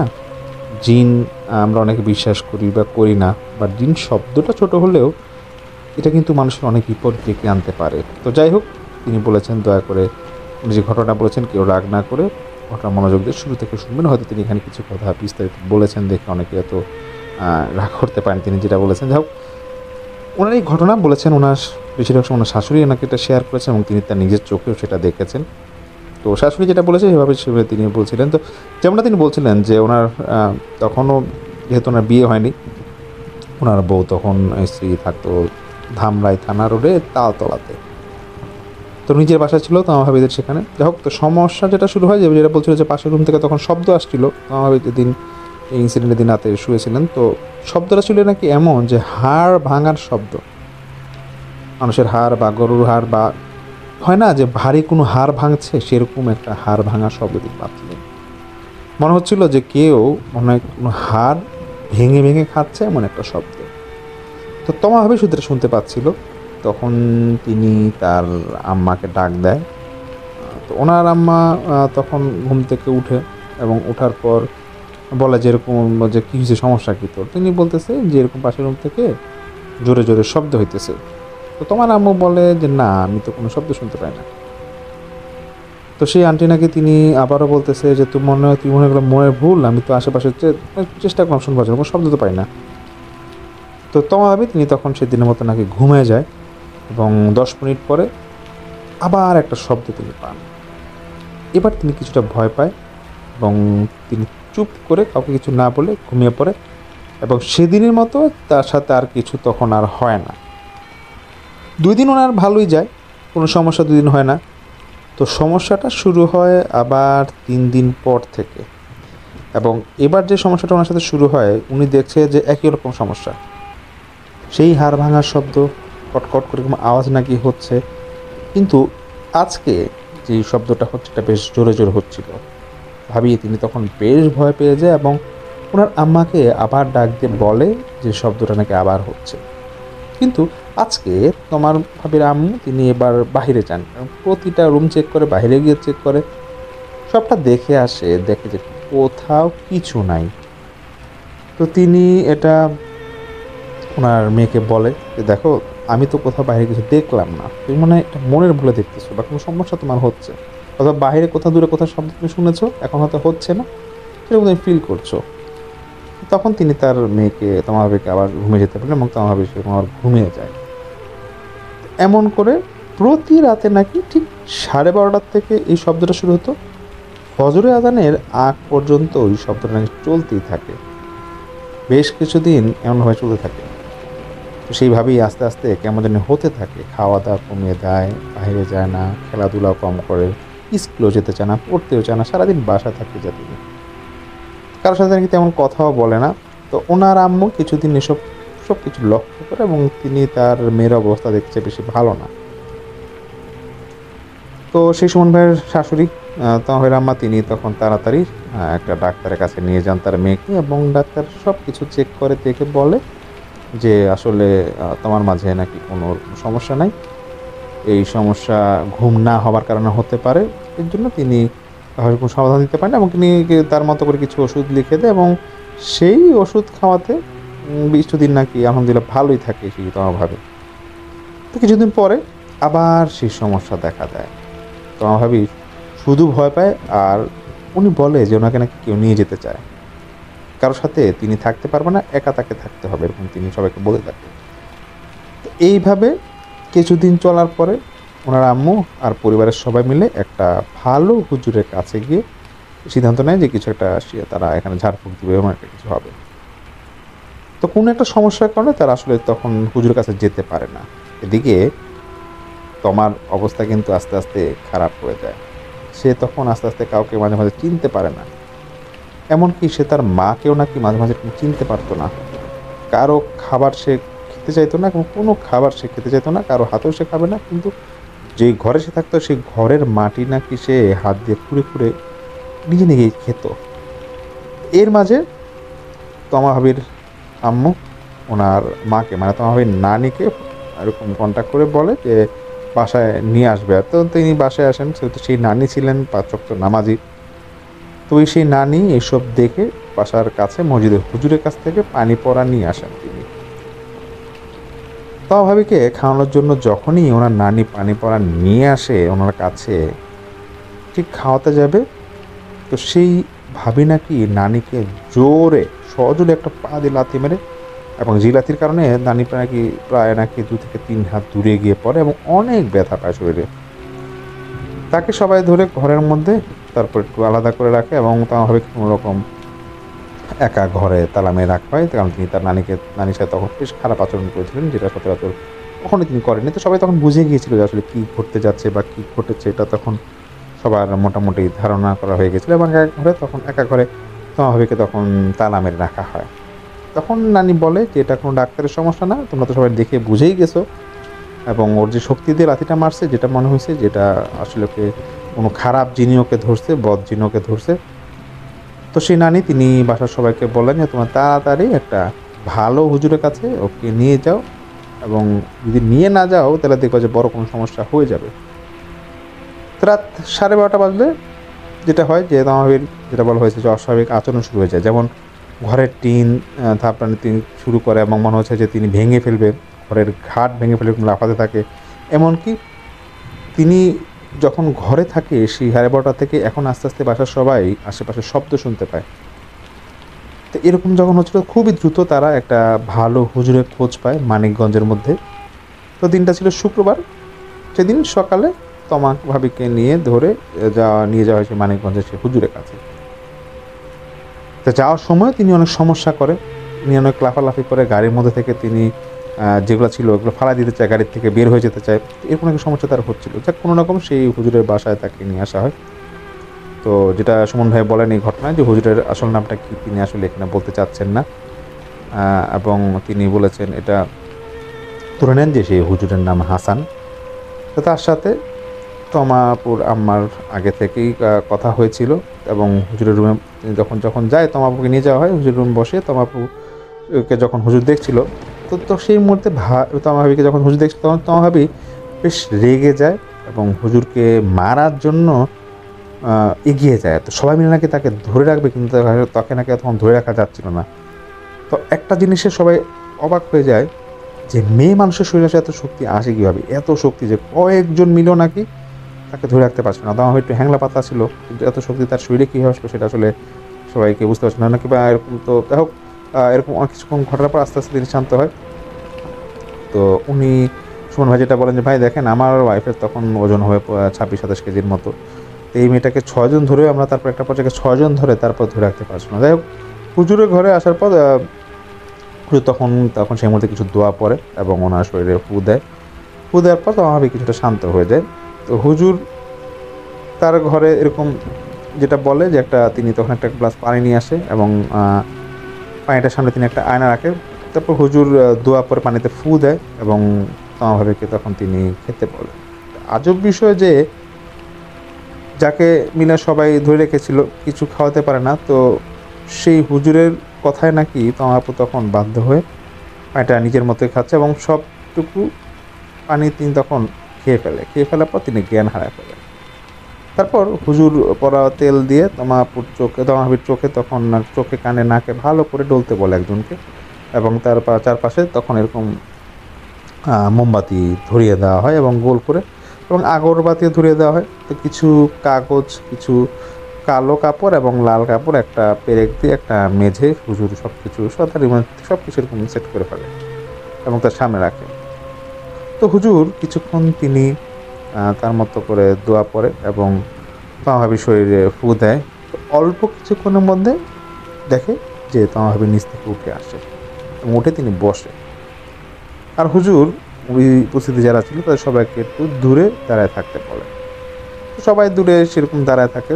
তো এইবার হুজুর তমা ভাবিকে জিজ্ঞেস করতেছে এরকমভাবে, আসসালামু আলাইকুম, আপনার কি সমস্যা, কোথা থেকে আসছেন? তমা ভাবি কিছু বলে না, জিম ধরে নাকি বসে আছে। হুজুর আবারও জিজ্ঞাসা করলো, কিন্তু সে ভাবি কিছু বলে না। তো এইবার হুজুর তার একটা বোতল ছিল, বোতল থেকে কিছুটা পানি নিয়ে ওনার শরীরে ছিটা দিল এবং তমা ভাবি তখন সাথে সাথে কান্না করে বলা শুরু করলো, কিছু মিনমিন করে যিনি কি বলতেছে। হুজুর আবার জিজ্ঞেস করলো যে নাম কি, বাসা কোথায়? তো অবাক করার বিষয় হচ্ছে সেই ভাবির ভয়েস চেঞ্জ হয়ে গেছে। বাইরে একটা কুকুর যদি কারোর উপর অনেক রাগ বা ক্ষোভ করে থাকলে যেমন দেখা যায় না, একটা ঘ্রো ঘ্রো করে এরকম আওয়াজ করে না, ঠিক তাকে এরকম দেখাচ্ছে এবং তিনি সেরকম করতেছিল। তা হাসান হুজুর আবারও বলে, আপনার নাম কি, বাসা কই? যদি ভালোভাবে বলেন তাহলে আমি কিছু বলবো না, আর না হলে আপনার ভাষায় আপনাকে বুঝাতে হবে। বলেন আপনার নাম কি, কোথা থেকে আসছে? তমা ভাবি তখন আস্তে আস্তে বলা শুরু করে, আমার কোনো নাম নাই। তো হুজুর বলে, আপনি কোথায় থাকেন? তমা বলতেছে যে আমি তাল গাছে থাকি। হুজুর তখন বলে, এই মেয়েকে ধরছেন কেন, কি করছে? এই মেয়েকে এত জ্বালাচ্ছেন কেন, কষ্ট দিচ্ছেন কেন? তখন তমাপুর উপর থাকা যে ভর করা সে জিনটা বলতেছে, ও আমার বাসার নিচে দিয়ে ভাজা মাছ খাইতে খাইতে যেতেছিল, তখন আমার ওকে দেখে ভাল লাগছে আর ওর পিছে পিছে ওর বাসায় গেছি, কিন্তু কিছু করতে পারি নাই। ও সবার সাথে ঘুমায়, বাইরে একা যায় না, এই জন্য শুধু ভয় দেখাইছি। কিছুদিন ওর কাছে যায় না, আবার কিছু কাজ ছিল তাই আমি আবার আসছি, আয়সা দেখি এই মেয়ে আস্তে আস্তে ভালো হইতেছে। আমার কাছে ব্যাপারটা ভালো লাগে নাই, এখন আর ভয় না দেখাই আর সোজা স্বপ্নে সামনে চলে আসি ওর। এই মেয়ে আমি নিয়ে যেতে চাইছিলাম, কিন্তু এই মেয়ে সুন্দরভাবে আমার সাথে যাবে না, আমার রাগ উঠে যায়।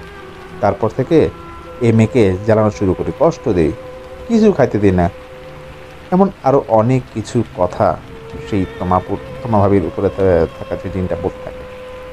তখন হুজুর বলেন যে আপনি কি চাইলে এই মেয়েকে নিয়ে যেতে পারবেন? একটা কথা মনে রাখবেন, আল্লাহ জীবন মরণ দেওয়ার মালিক, সব কিছু আল্লাহর হাতে, আল্লাহ না চাইলে আপনি কিছুই করতে পারবেন না। এখন বলেন আপনি কি এই মেয়ের শরীর থেকে ভালোভাবে যাবেন নাকি আমার কিছু করতে হবে? এইভাবে দুজনের মধ্যে অনেক তর্কাতর্কি হয়। একটা সময় সেই জিনটা চলে যেতে রাজি হয় একটা শর্তে, সেটা হলো তাকে একটা ছাগল দিতে হবে, তাহলে সে যাবে। তমাবির আম্মু এই শর্তে রাজি হয়ে যায়। হুজুর জিজ্ঞাসা করে কোথায় দিয়ে আসতে হবে ছাগল। জিনটি বলে সেই তাল গাছের নিচে রাইখে আসতে হবে শনিবার ঠিক 12টায়।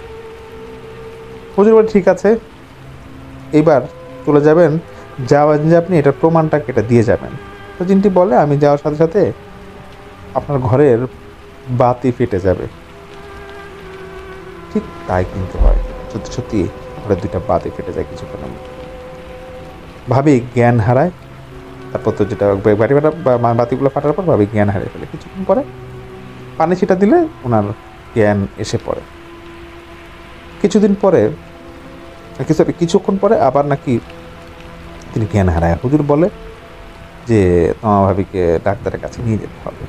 তো ওখানে যারা স্পটে যারা ছিল তারা নাকি সবাই ডাক্তারের কাছে নিয়ে যায়। 7-8 দিন পরে তোমার ভাবি তিনি ভালো হয়েছে, আগের মতো হাসি খুশি থাকে এবং তিনি তখন ঠিক মতো স্কুলে যাওয়া শুরু করে।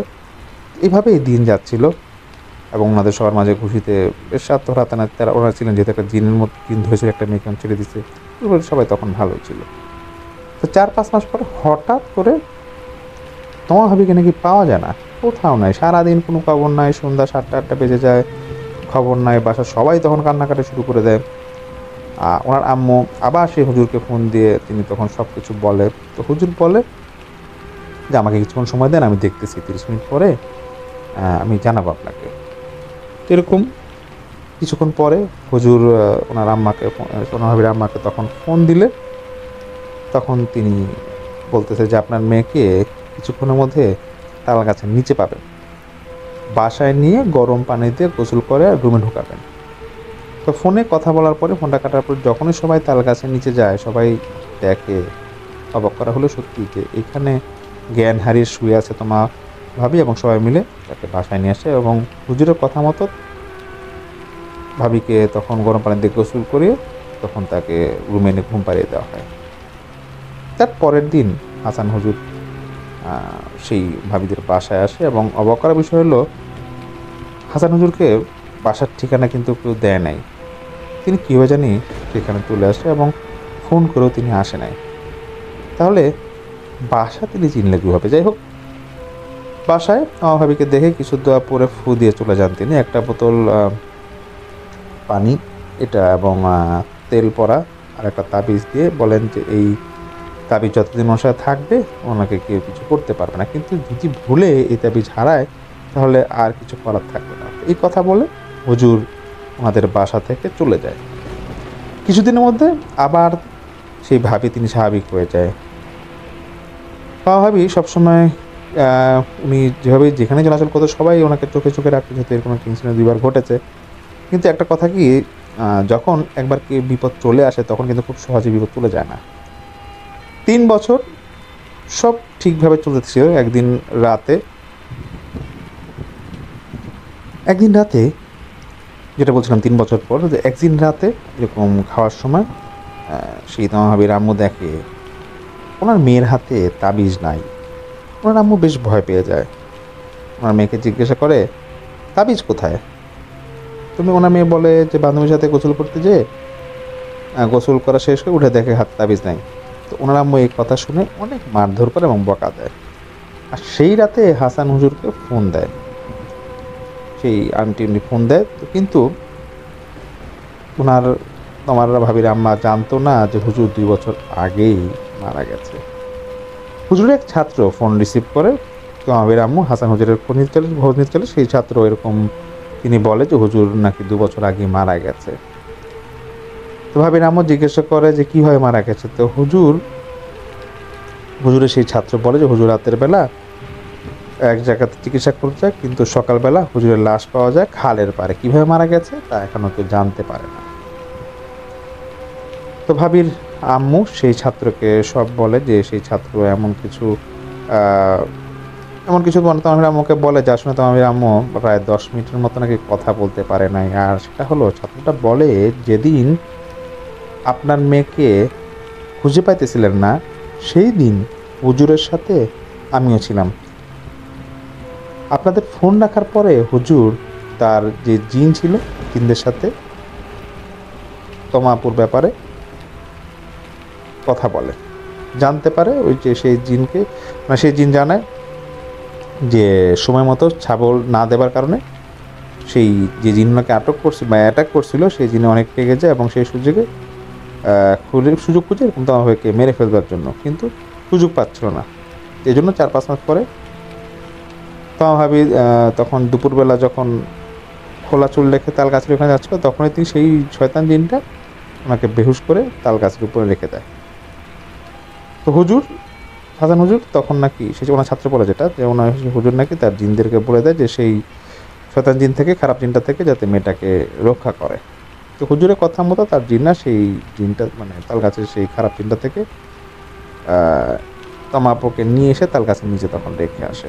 তো হুজুরের জিনেরা হুজুরকে বলে যে ওই খারাপ জিনকে মেরে ফেলছে, কিন্তু তার পরিবার এটা জানতে পারলে আপনার উপরে অনেক বড় সমস্যা হবে, তাই আপনি সাবধানে থাকবেন। সেই খবিজ জিনের পরিবার কিন্তু কারো জান নিতে দুইবার ভাবে না, তাই সাবধানে চলাফেরা করবেন। এইসব বলে হুজুরের জিনেরা চলে যায়। তো এইসব শোনার পর সেই ভাবির আম্মু কিছুটা ভেঙে পড়ে, কি করবে এখন, তো তার মেয়ে তমাকে নিয়ে তিনি কোথায় যাবে, কিভাবে বাঁচাবে ওনার মেয়েকে বুঝতে পারছিলেন না। তো এইসব কথা ওনার নানিকে আবার জানানো হয়।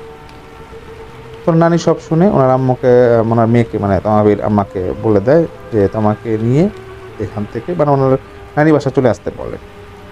তো নানি বাড়ি যাওয়ার পর সেইখানে ওনারা 2 দিন ওনাদের কোনো সমস্যা হয় না। তো 3 দিনের রাতে সেই তমা ভাবির নাকি প্রচণ্ড বমি হয় এবং মুখ দিয়ে রক্ত পড়ে, এমনকি মরার মতো হয়ে যেত। তিনি রাত্রেবেলা সারা রাত নাকি এরকম মুখ দিয়ে ফেনা বেরোতো এবং খারাপ গালাগালি করতো, যাকে কাছে পেতো তাকে নাকি তিনি মারতো। তো কিছুদিন এভাবে চলার পরে ওনার নানি একটা কবিরাজের খোঁজ পায়, তার বাসা থেকে যেখানে যেতে প্রায় 25 মিনিটের মতো লাগে। তো পরের দিন সেই কবিরাজের কাছে সেই ভাবিকে নিয়ে যায় এবং নানি তারপর সেই ভাবির আম্মা আব্বা ওনারা কবিরাজকে দেখে এবং কবিরাজ দেখে একটা কথাই বলে যে দেখেন ওনার তো যেটা আগে হয়েছে এটাই খারাপ দিন হচ্ছে, আর সে আপনাদের মেয়েকে না মেরে কোথাও যাবে না। তো ভাবির আম্মু সব কিছু তিনি শুনতেছে এবং তিনি তখন কবিরাজকে জিজ্ঞেস করলো যে এটার কোনো সমাধান উপায় আছে কিনা। তো কবিরাজ বলছে হ্যাঁ আছে, কিন্তু তার জন্য আমার 3 দিন সময় লাগবে, আর আপনারা কাজ করার পর 3 দিন পরে আসেন। আসার সময় 9টা মোমবাতি, 7টা কালো কাপড়, 5টা লাল কাটা কাপড় এরকম আপনারা নিয়ে আসবেন এবং 3 প্যাকেট আগরবাতি নিয়ে আসবেন। তো 3 দিন পরে এরকম সব নিয়ে ওনার মাহাবীর আব্বা আম্মা ওনারা তখন সবাই আবার কবিরাজের বাসায় যায়। তো কবিরাজ ওনার তমাভাবিকে আর তমাভাবির আম্মাকে ওনাদের একটা আসন ঘর আছে সেখানে নিয়ে যায় এবং কবিরাজ তার মতো করে তিনি কিছু পড়ছিল এবং মোমবাতিতে কাপড় এবং আগরবাতিতে পু দিচ্ছিলেন। কিছুক্ষণ পরে একটা কালো কাপড় সেই ভাবির চোখে বেঁধে দেয়, আর কবিরাজের বাড়ি থেকে একটা লাল মুরগি নিয়ে তার উপরে কালো কাপড় বেঁধে দেয়। তেমনভাবে প্রায় 1 ঘন্টা কি 40 মিনিট এরকম হবে তিনি কিছু পরে শুধু তমা ভাবির উপরে ফু দেয় এবং কয়েকবার ফু দেওয়ার পর তমা ভাবি শুধু লাফ দিয়ে ওঠে। শুধু কিছুক্ষণ পর তিনি লাফ দিয়ে ওঠে। তারপর সেই কবিরাজ একটা চাকু নিয়ে একটা মোমবাতি নেয় এবং মোমবাতি নিয়ে তারপর তিনি মুরগিটার সামনে রাখে, মোমবাতি যখন জ্বালায়। তো জ্বালানোর পরে তিনি যেটা করেন যে মুরগিটাকে 1 কোপ দিয়ে গলাটা ফালায় দেন। হিন্দুরা যেরকম ওই যে পাঠা বলে দেয় না, সেরকম করে ফালায় দেয় এবং সঙ্গে সঙ্গে মোমবাতিটা নিভে যায় এবং আগরবাতি তখন জ্বলছিল না। যাই হোক, তারপর আমার আম্মা দেখলো যে ওনার মেয়ে জ্ঞান হারিয়ে নিচে পড়ে আছে। কবিরাজ বলে এখন আর কোনো সমস্যা নেই, একটা তাবিজ দেয় দিয়ে বলে যেটা নিয়ে রাখেন, আশা করি কিছু হবে না। তারপরে কবিরাজের ওনার যে হাদিয়া 421 টাকা নাকি তাকে দেওয়া লাগে, সেই হাদিয়া দিয়ে কবিরাজ মেয়ে নিয়ে যেতে পারবেন। তাড়াতাড়ি বলে যে ওকে তাড়াতাড়ি যত সম্ভব বিয়ে দিয়ে দিন। তো তখন কবিরাজ তিনি তখন তার মতো চলে আসেন বা তার করে ভাতে তখন চলে আসেন এবং তখন ভাবি নাকি ঠিক আগের মতো হয়ে যায়। তো প্রায় 1 বছর পরে তখন সেই সুমন ভাইয়ের সাথে ওনার বিয়ে হয় এবং 2 ফ্যামিলির সম্মতিতে অ্যারেঞ্জ ম্যারেজ তাদের হয় এবং বিয়ের আগে কিন্তু এই ভাই জানতেন না যে ওনার আসলে এই সমস্যাটা আছে। তো এখন থেকে এতক্ষণ যা বলা আছে এগুলো কিন্তু তিনি তার শাশুড়ির কাছ থেকে তার শাশুড়ির কাছ থেকে শুনেছিলেন।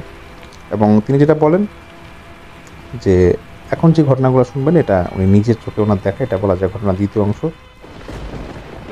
তো এটা বলে রাখা ভালো, যেটা সুমন ভাই মাদ্রাসায় দাখিলে পড়া, তিনি একজন স্টুডেন্ট এবং জিন সম্পর্কে তিনি সব কিছু জানেন এবং ওনার বড় হুজুর কাছ থেকে তিনি তার ঘটনার সময় অনেক কিছু তার বড় হুজুর থেকে অনেক কিছু পড়ালেখার সময় জেনেছিলেন। তো যেটা তিনি বলেন সুমন ভাইয়ের নাকি ওনার আম্মা নাকি জিন তাড়াতে পারতো, পরিবারের সবাই ওনাদের টুকটাক এরকম কাজ করতে পারতো, মানে কবিরাজি কাজ নাকি করতে পারতো। এবং তিনি যেটা বলেন যে ওনার পরিবারের বাকি সদস্যরা, বিশেষ করে আম্মা যেরকম বিভিন্ন জায়গায় জিন ছাড়াতে যেত, তখন এই জিনের চিকিৎসাগুলো করতো, তখন কিন্তু তিনি তার মায়ের সাথে প্রায় সময় যেতেন বিভিন্ন জায়গায় এবং তিনি নিজেও নাকি অনেক কিছু জানতেন। তো যাই হোক, তিনি যেটা বলেন যে তমা ভাবির সাথে বিয়ের কিছু মাস পর থেকে ওনাদের সম্পর্কটা খুব একটা ভালো যাচ্ছিল না। এর কারণ ছিল ওনার স্ত্রী সবসময় মাথা গরম থাকতো ওনার, এবং যেটা করতো ঝগড়া করতো, আজে বাজে কথা বলতো। প্রথম বুঝতেন যে হয়তো এমনি সব করতেছে, কিন্তু দিন যতই বাড়ছিল যেটা ওনার জন্য তিনি আর সামলাতে পারতেন না সুমন ভাই। তখন তিনি ওনার শাশুড়িকে সব বলেন, তখন ওনার শাশুড়ি ওনাকে সব কিছু খুলে পারেন, মানে প্রথম দিকে ঘটনা সব খুলে বলেন। তখন সুমন ভাই সব বুঝতে পারেন আসলে একটা মেয়ের সমস্যা এরকম থাকতেই পারে। তিনিও এটা মাথা পেতে নেন, তিনি আসলে এটা নিয়ে আসলে কী করবেন ভাবতে থাকেন। এভাবে প্রায় 4 বছর চলে যায়। 4 বছর পরে ওনার স্ত্রী প্রেগনেন্ট হয়। বাসার সবাই তখন অনেক খুশি হয়, কিন্তু বিপদটা তার কিছুদিন পরেই ঘটে। প্রেগনেন্টের 2 মাস 15 দিনের মাথায় ভাবির তাবিজটা হারিয়ে যায়, যেটা ওই যে কবিরাজ তাকে দিয়েছিল। কিন্তু ওনার স্ত্রী মানে তোমার ভাবি এ কথা কাউকে বলে না, হয়। এইভাবে চলতে থাকে। যখন আর স্ত্রীর 4 মাস হয় প্রেগনেন্সি, তখন থেকে শুরু হয় যে ওনাদের রুমে সমস্যা শুরু হয়। যেটা হয় যে ওনাদের রুমেই সব ঘটনা ঘটতো। বিশেষ করে তোমার ভাবির মাথা ব্যথা থেকে বেশি করে তেনার বমি হতো, অদ্ভুত আওয়াজ শুনতে পেত। হঠাৎ করে ঘরের সব নাকি মানে ঘরে কিছু একটা নষ্ট হয়ে যেত, এরকম একটা নাকি সিচুয়েশন তৈরি হয়েছিল। তো তোমার ভাবি নামাজ কালাম সব ছেড়ে দেয়, এমনকি তিনি রান্না বাড়া কিছুই করে না। তো এক রাতে সেই তোমার ভাবি সুমন ভাইয়ের পাশে শুয়ে আছেন। হঠাৎ করে তিনি সুমন ভাইকে ঘুমের মধ্যে মারা শুরু করেন এবং সুমন ভাই বেশ ভয় পেয়ে যায়, কিন্তু বাইরের কাউকে দিয়ে তা বুঝতে দেন না। তিনি 3 কুল পরে ফু দিয়ে আবার ঘুমায় যায়। ভালো করে দেখেন যে ওনার স্ত্রীর তখন হাতে তাবিজটা নাই। তিনি আরও ভয় পেয়ে যান। তিনি কোনো রকম সকাল হবার অপেক্ষায় থাকেন। সকাল হবার সাথে সাথে তিনি ওনার আম্মুকে সব কিছু বলেন। ওনার আম্মু পরের দিন একটা তাবিজ দেয় এবং তোমার ভাবিকে এবং তাদের হবু বাচ্চাকে বা বাচ্চা হবার আগ পর্যন্ত যাতে কিছু না হয় সেরকম অনুযায়ী উনি এটা তাবিজটা আসলে বেঁধে দেয় এবং পড়তে পারে সেটা আমার ভাবিকে। এরপরে আমাদের সঠিক সময় এরকম আল্লাহর রহমতে একটা ছেলে সন্তান আসে, খুব হাসি খুশি যাচ্ছিল। তো ওনাদের কিন্তু সমস্যার জীবন থেকে তখন সরে নাই। ছেলের বয়স যখন 3 মাস, তখন থেকে ওনার ছেলের পিছনে লেগে যায় সেই তোমার ভাবি। তাহলে এই সমস্যা কোথেকে শুরু হলো সব কিছু তো আপনারা বুঝতেই পারছেন, যেটা সুমন ভাই বলে। শেষের দিকে যেটা বলছিল সুমন ভাই যে ওনার বাচ্চা যখন 3 মাস, তখন থেকে তখন সে বুকে দুধ খেতে চায় না। সারা রাত সে এরকম এমন ভয় দেখাতো এই ছোটো বাচ্চা, যে সে কান্না করতো, দেখেই মনে হচ্ছিল সে কাউকে দেখে ভয় পাচ্ছে। তো অনেক হুজুরের কাছে থেকে তেল পরা পানি পরা আনতো, কিন্তু কিছু হতো না। 2-3 দিন ভালো থাকতো, তারপরে আবার সে আগের মতো হতো। এইভাবে চলতে থাকে। ওনার বাচ্চার বয়স যখন 7 মাস, তখন আসল সমস্যা শুরু হয়। আর এই ঘটনার শেষ হয় মানে এই রোজার মাসের ঘটনা, যে এর মধ্যেই যেদিন রোজা শুরু হবে তার একদিন আগে সেই সুমন ভাইয়ের আম্মা গেছে ওনার মামতো বোনের বাসায়। সুমন ভাই যায় বাচ্চার জন্য দুধ আনতে দোকানে। তো বাসায় ওনার স্ত্রী আর বাচ্চা ছাড়া আর কেউ নাই। রাত তখন 9টা। সুমন ভাই বাসায় আসেন এবং এসে ওনার স্ত্রীকে দুধ দিয়ে বললেন যে জাল দিতে বলেন রান্নাঘরে, এবং ওনার ছেলে খেতে থাকে, দ্রুত বাচ্চারা খায় এবং সে খেলা করতে থাকে। এমন সময় ওনার স্ত্রী চিৎকার দিয়ে উঠে।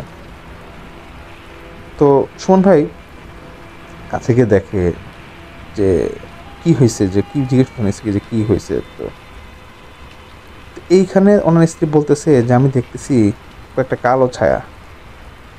তখন উনি ওনার স্ত্রীকে বলে যে দেখো ঘরে কোনো কালো ছায়া নাই। হ্যাঁ আমি দেখতেছি একটা কালো ছায়া ঘোরাফেরা করতেছে। তখন ওনার মনে হয় বলে তুমি তো মনের ভুলে এগুলো দেখছো।